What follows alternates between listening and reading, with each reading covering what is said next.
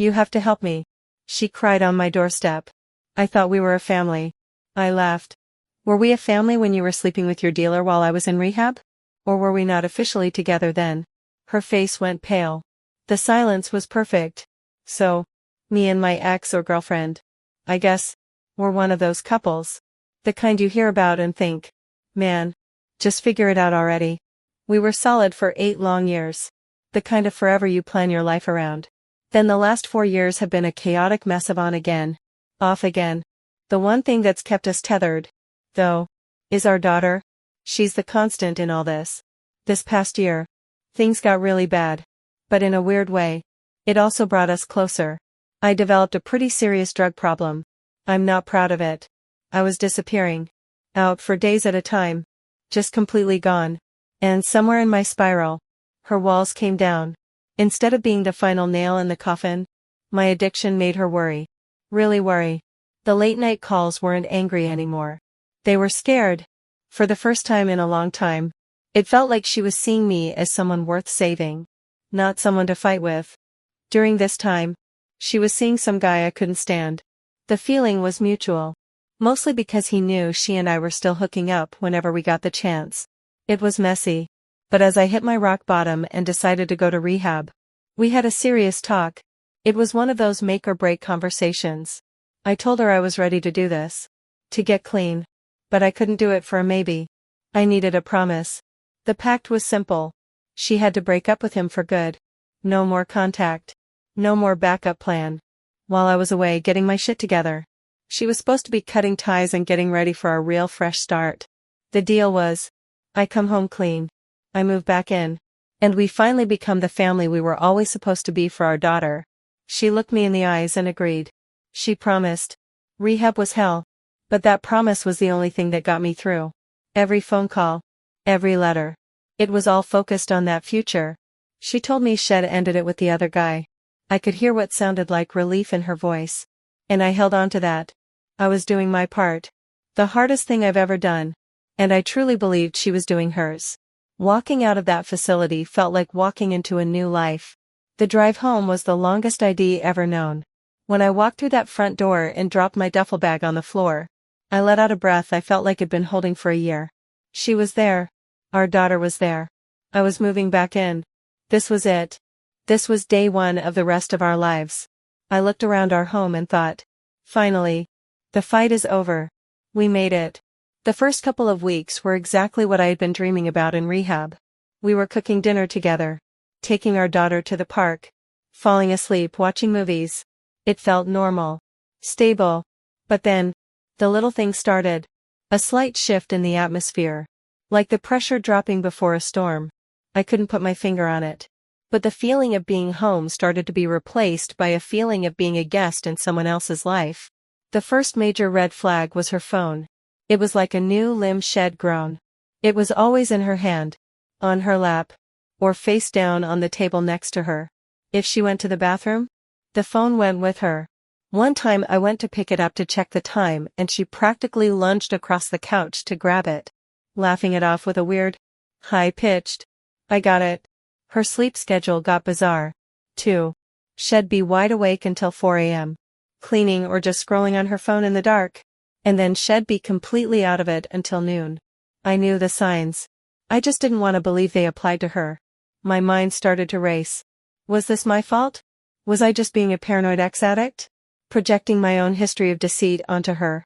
Every therapy session in rehab warned us about this. Mistrusting the people closest to us because we couldn't trust ourselves. I tried to push it down.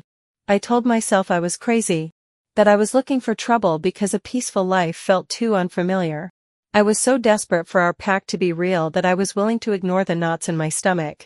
The breaking point came last night. She was passed out on the couch, completely dead to the world. Her phone was on the coffee table. And it buzzed. A name I didn't recognize flashed on the screen. My heart started pounding.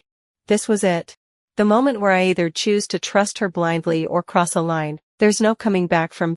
My brain screamed at me. Don't do it. This will break everything.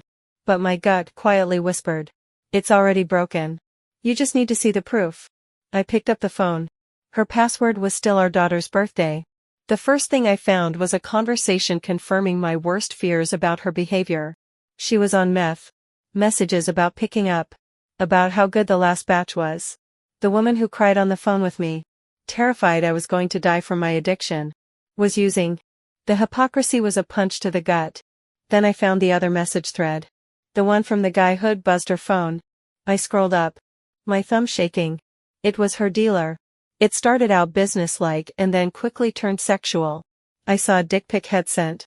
I saw her talking about wanting him to be her fuck buddy. And then I saw the dates.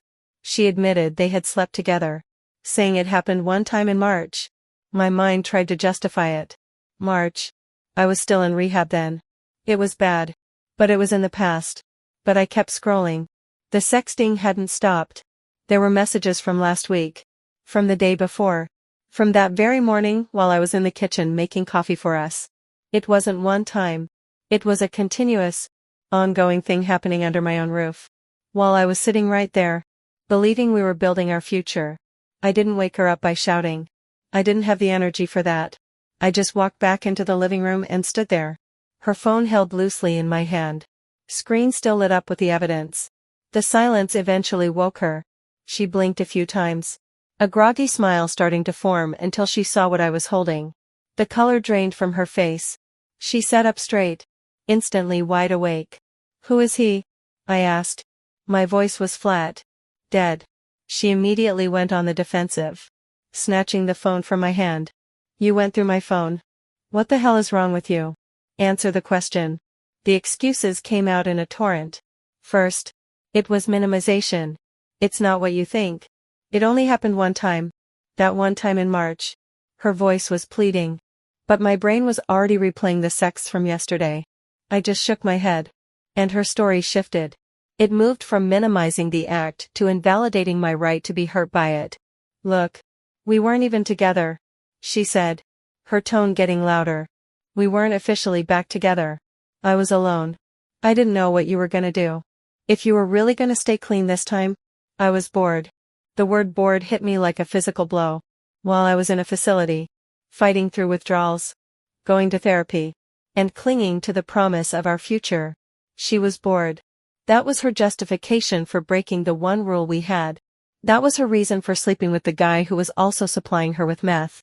My entire recovery, the foundation of our new life, was apparently just a tentative plan she'd get around to if she didn't have anything better to do. That's when she pulled out her trump card. "How can you even be mad at me?"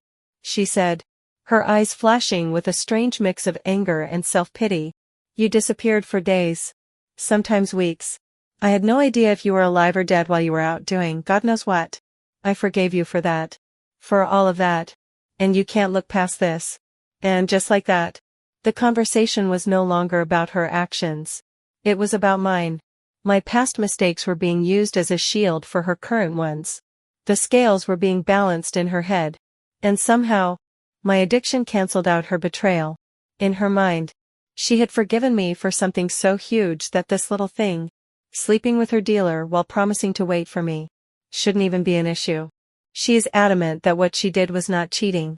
The logic is that our official status was on pause. So the rules of fidelity didn't apply. I feel like I'm going insane. We had a pact. A specific agreement that was the entire basis for me getting clean and coming home. To me, that's more binding than any Facebook relationship status. So, I have to ask you guys, am I the one who's wrong here? She says it wasn't cheating. She says my past gives me no right to judge. Does anyone else see this as cheating? Or has my own messed up past totally warped my perspective on this?